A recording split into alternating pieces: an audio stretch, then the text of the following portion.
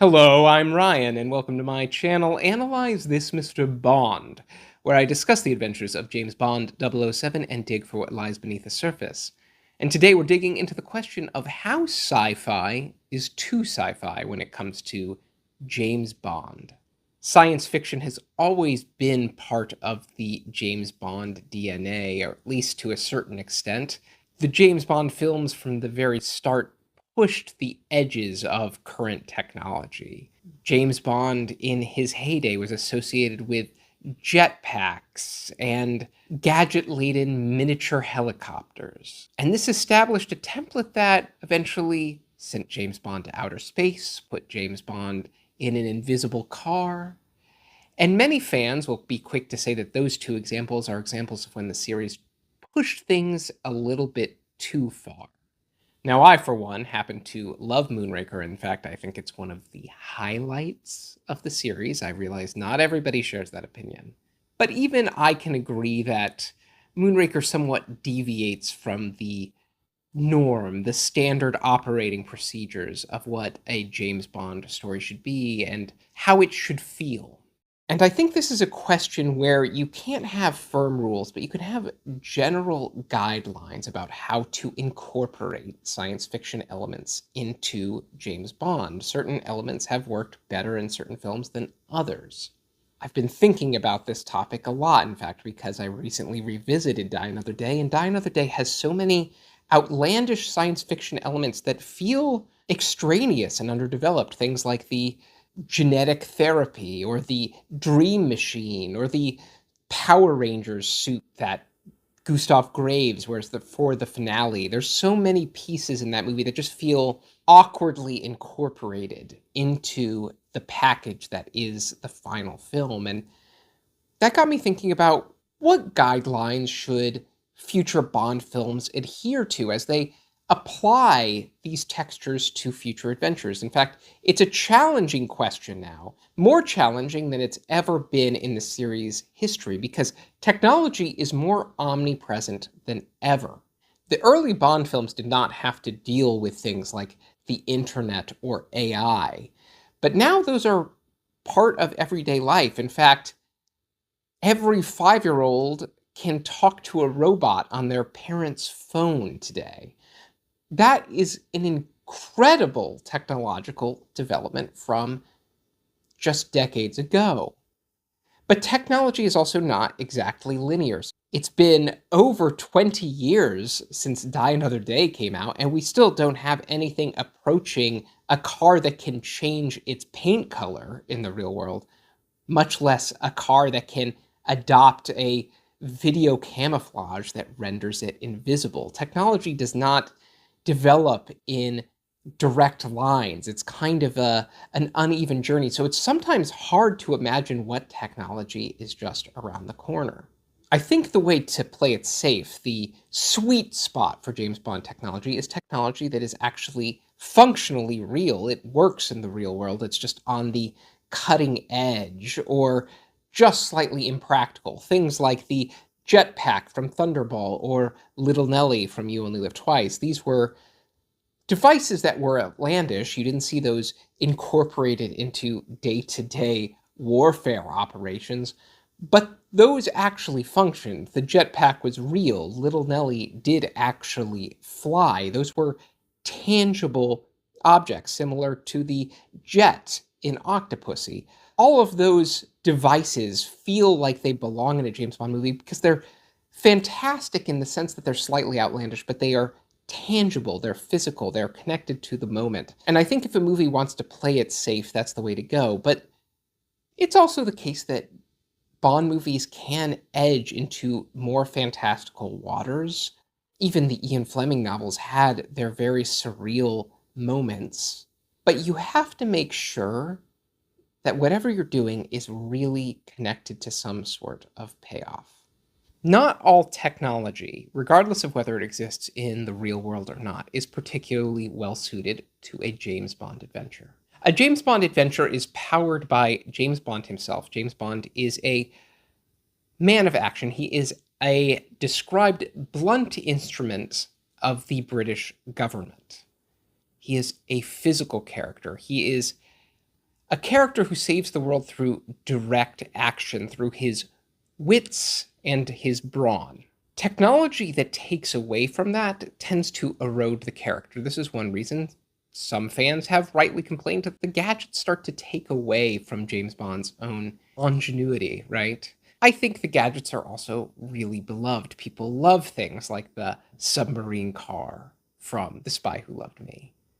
And I think gadgets that are preposterous can work as long as they are tied to the Bond character himself, that they are connected to his capacity for action. If they are tools for him to use and the film allows him to use them intelligently, I think they can really be an asset. I think one of the problems with the invisible car in Die Another Day, beyond the fact that it just looks somewhat corny from a visual effects standpoint, is that Bond never really gets to use it well. The ideal purpose for something like a camouflage car would be surveillance activity. It would be tailing someone invisibly or something to that effect. And the film doesn't really lean into the invisible car in that way. In fact, the invisible car is mostly just kind of a gag for its big action sequence. Yeah, there's a scene where Bond kind of drives up to the villain's office in an invisible car, but he doesn't really have to do that. And if anything, that seems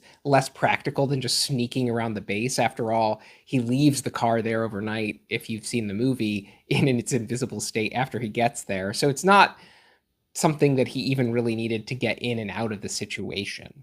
If that car had been used as a truly functional spy device, I think we would have bought into it. After all, audiences have gone along with some very silly things. Bond's Rolex from Live and Let Die, which has its magnetic capability. It's an absurd bit of gadgetry, but it's fun, and Bond gets to use it in various situations throughout the film. Fans also really love Bond's laser watch.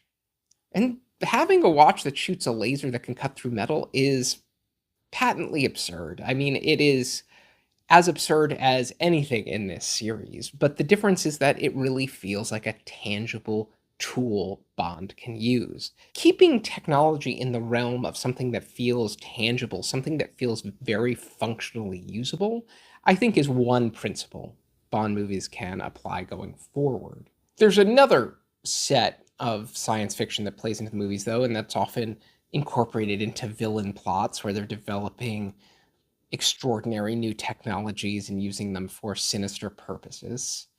And this is the kind of thing we might see in Denis Villeneuve's Bond 26. He's a director who has some affinity for science fiction, and there are rumblings that this movie will tackle AI in some capacity. I wouldn't be surprised if it does. It is certainly the hot topic of the moment, and I think despite the last two Mission Impossible movies tackling the idea, I think they left a lot on the table. Their version of AI was very absurd and not well incorporated into those movies. I think we can also say that there are challenges with that sort of technology being incorporated into Bond movies. Things like the nanomachines in No Time to Die. You don't want to introduce something into the story that requires a lot of exposition but is effectively invisible. As noted, Bond is a very tactile, physical character. Technology in the Bond movies needs to be very tactile and physical. When it becomes more theoretical, hypothetical, it gets away from the core energy of a Bond movie. There may be other types of spy fantasy that can deal with more conceptual, exposition heavy ideas. But Bond really needs to stay in the realm of action and effect. Bond making choices and reactions to his choices in real time. Getting into the realm of threats that require great deals of exposition and Bond can't physically engage with throws a wrench in things. I think that's one reason the climax of No Time to Die struggles a little bit. It puts so much weight on explaining how this technological threat works that it kind of takes the sting out of what is happening to Bond as he nears his death. Similar topics like the dream machine in Die Another Day doesn't really feel like it makes sense in the realm of Bond. There's no real payoff for it. It doesn't have a functional use in the story. Nobody gets to engage with it in a tactile way. There's always got to be this sense, I think, in with whatever technology is at play in the movie, that there's a real physical component. I think even when you have things like rocket ships or space shuttles, they are concrete. Bond can actually ride in those vehicles, go up into outer space.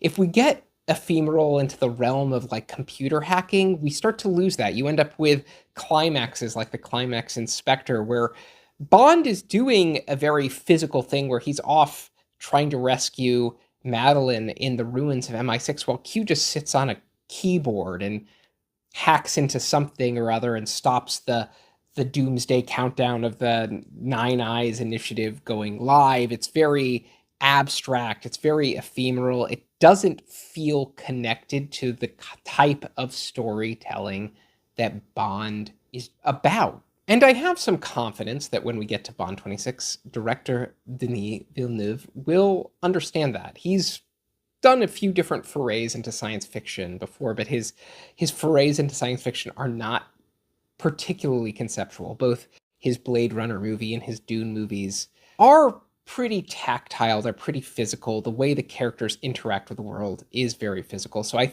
have some faith that whatever Bond 26 does with technology, it's not going to be just people sitting around talking in abstraction about some advanced technology. But I think that's something that's really important to understand here. The technology really has to have some sort of physical component. And finally, I think when you're bringing science fiction elements into Bond, and I think this is really important because this is baked into the earliest DNA of the series, design is especially important.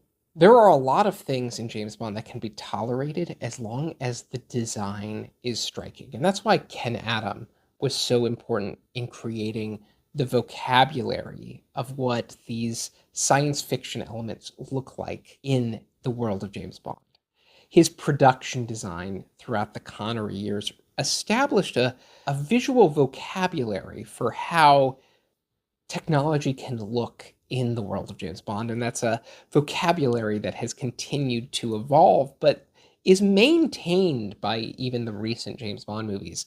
And if anything, I think where recent James Bond movies have started to really go astray is that they've lost the grandeur that Ken Adam brought to his Bond movies. The most fantastical elements in a movie can actually feel pretty resonant if they are painted with a big enough canvas. Sometimes these things just felt silly because they just weren't beautiful to look at. They were essentially ugly. I'm thinking here about Gustav Graves' weird mech suit and power glove. It's an ugly piece of visual design. It's an ugly prop. There's nothing awe-inspiring about it.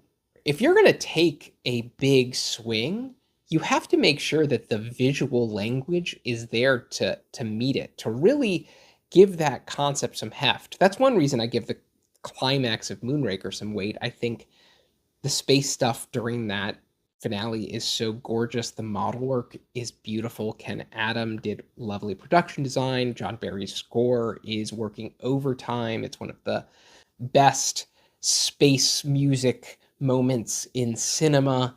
That does a lot to give that moment some heft, whereas other moments in the series can just kind of feel a little chintzy. You have to actually give technology some poetry. And again, you do so by rendering it in grand terms with this sort of physical, tangible connection where the characters can really interact with it. And so as we look ahead to the next few Bond films, which are going to navigate this world in which technology is accelerating in incredibly unpredictable ways, but also in ways that are not necessarily cinematic, I hope that they can look to these principles and use that to guide their decisions going forward. So thank you for watching. Let me know whether you agree with my principles here. Let me know what your personal limits are for the elements of science fiction in a Bond movie. And as always, I'll catch you in the next one.